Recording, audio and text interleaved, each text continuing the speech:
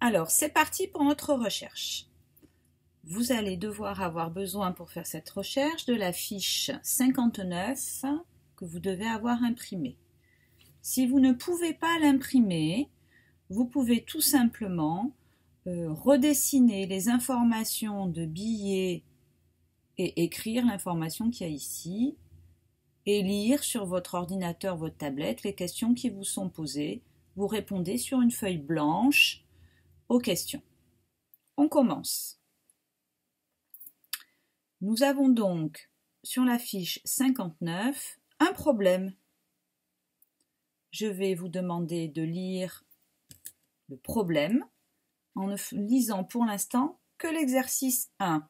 Donc l'exercice 1, il commence ici et il fait tout ça. Allez-y, mettez sur pause et lisez toutes les informations qui vous sont données dans votre problème. N'oubliez pas de mettre sur pause. Voilà, vous avez tout lu. Vous avez compris que dans ce problème, on vous posait plusieurs questions. La première, a-t-il assez d'argent pour le payer? Est-ce que vous savez combien d'argent il a?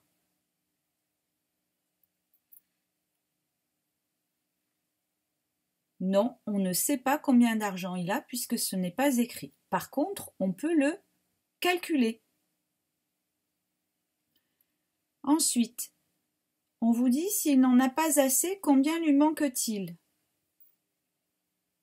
Combien lui manque-t-il? Pourquoi? Parce que le papa d'Alex veut acheter un téléviseur. Est-ce qu'on sait combien ce téléviseur coûte? Oui, on le sait, puisque c'est écrit sur le téléviseur, 490 €. Il va donc falloir, pour répondre à cette question, s'il en a pas assez ou s'il en a trop, combien il lui en manque ou combien lui en reste-t-il, savoir s'il peut payer avec son argent le téléviseur. Donc vous voyez que dans ce problème, il y a plein de choses différentes. Il y a ce que l'on connaît et ce que l'on va chercher. Qu'est-ce que l'on connaît? On connaît le prix du téléviseur. C'est ici. 490 €.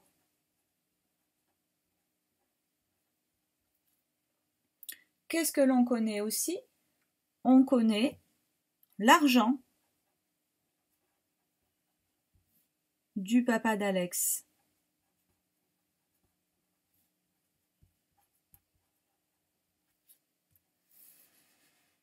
Donc son argent, il est ici.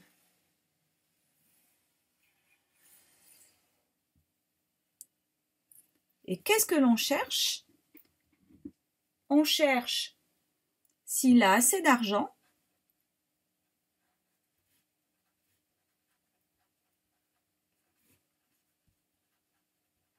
pour acheter le téléviseur. Et après, on va devoir chercher s'il lui en manque ou s'il en a trop. Donc, on va devoir chercher plusieurs choses. C'est ce qu'on appelle un problème à étapes. C'est ce que l'on va apprendre à faire aujourd'hui de façon très organisée. Un problème à étapes demande à avoir vraiment un travail très propre dans sa recherche. A-t-il assez d'argent pour le payer? Ici, j'ai la place pour écrire la phrase réponse, mais je ne peux pas l'écrire tant que je n'ai pas fait ma recherche. Alors, on y va. Première chose que l'on a dit qu'on devait savoir, c'est combien il avait d'argent au total. Donc, il va falloir que je calcule combien il a d'argent en faisant le total de ses billets. Dans la partie recherche, vous allez devoir faire ce calcul. Vous prenez votre crayon de papier, vous mettez sur pause et vous cherchez. Vous avez donc cherché combien il y avait d'argent. Je vais d'abord marquer tous les billets de 100. 100 plus 100. Pour pas me tromper, je fais une petite croix à chaque fois que j'en écris un. Encore plus 100. Plus encore 100. Il n'y en a plus. Maintenant, je fais les billets de 50. Plus 50. Plus encore 50. Plus 10. Plus 10. Plus 10.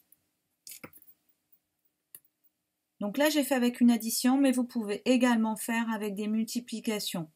J'ai 4 fois 100, 2 fois 50, 3 fois 10. Alors on calcule 100 plus 100, 200, plus 100, 300, plus 100, 400. 50 plus 50, ça fait 100. 400 plus 100, ça fait 500. Et là, j'ai 3 fois 10, ça fait 530. Mais attention, il faut que je me souvienne de ce que ça veut dire. Donc 530, c'est l'argent du papa d'Alex. Donc je le marque. Le papa a 530 €. Comme ça, je m'en souviens. A-t-il assez d'argent pour le payer? Est-ce que j'ai assez d'argent pour payer 490 € quand j'ai 530 €? Oui. Pourquoi? Parce que 530, c'est plus grand que 490. Et ça, souvent, les enfants, ils l'oublient. Donc, oui, il a assez d'argent.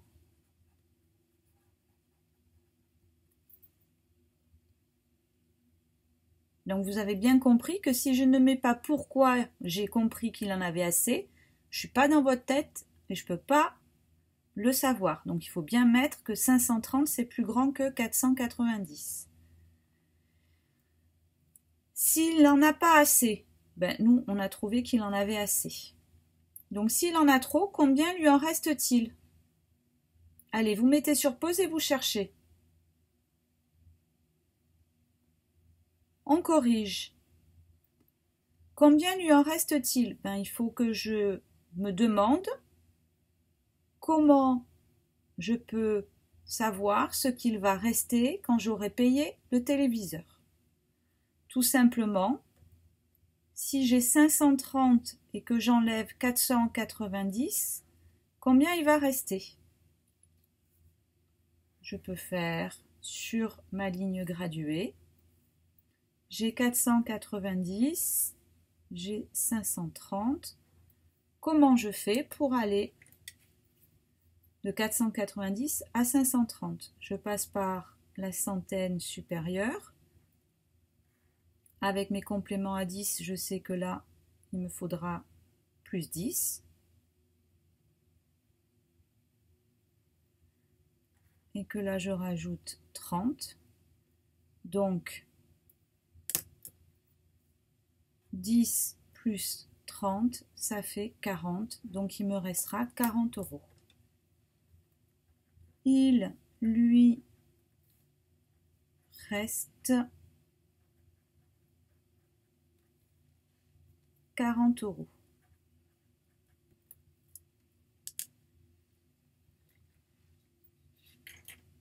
Donc, n'oubliez pas, lorsque j'ai un problème à étapes, pour trouver la solution, il faut d'abord que je trouve les étapes. Donc, il faut trouver les étapes. Pour ça, vous devez tout lire et vous demander ce que vous connaissez et ce que vous devez chercher, tout ce que vous devez chercher. Ensuite, vous devez faire les calculs pour chacune des étapes. Et à chaque fois que vous avez trouvé un résultat sur vos calculs, vous devez marquer le renseignement que vous avez trouvé. Par exemple, quand j'ai calculé combien d'argent avait le papa d'Alex, j'ai écrit que le papa avait 530 € dans son porte-monnaie. Et ça, je l'écris dans ma recherche.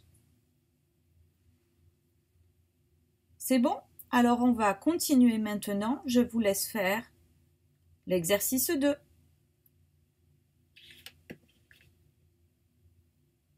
Vous êtes prêts? Allez-y, mettez sur pause et faites l'exercice 2.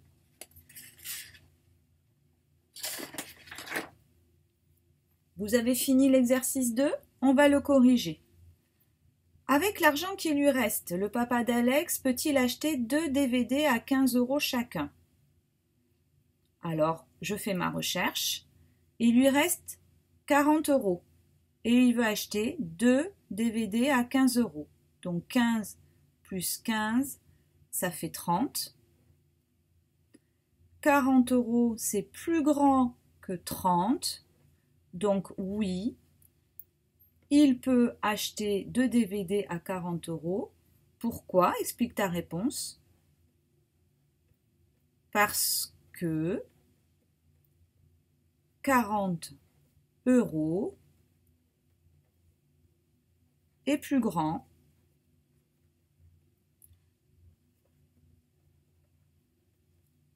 que 30 €.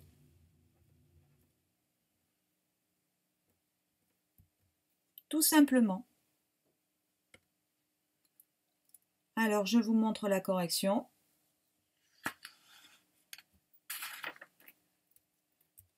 N'oubliez pas de bien mettre vos calculs et ici, de mettre votre phrase réponse en expliquant comment vous avez fait pour trouver la réponse. À bientôt!